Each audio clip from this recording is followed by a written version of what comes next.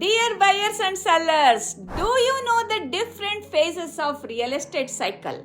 We all know that real estate market can be finicky with seasonal fluctuations, what we like to call as the ebbs and flows of the market.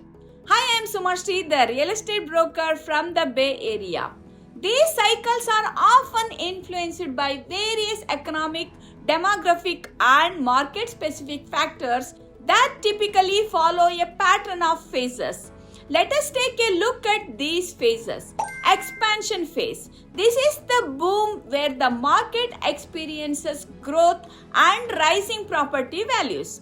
Peak phase. This represents the top of the market where prices are at their highest point and demand begins to stabilize. Bust phase.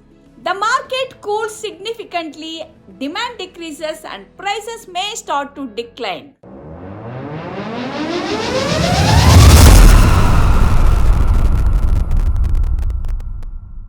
The trough phase. This is the bottom of the market cycle where property values have declined and we see an oversupply of homes on the market. And finally, the recovery phase. The market starts to stabilize again and improve. Demand begins to pick up usually with favorable economic conditions. Understanding the ebbs and flows of the market is essential for both buyers and sellers. This is why it is so important to meet with your local area expert to guide through these phases.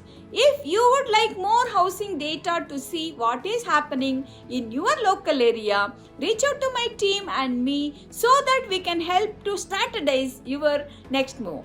Once again, this is Suma Sridhar, serving buyers and sellers in the Bay Area with the excellence and integrity. When you do what you love, people love what you do.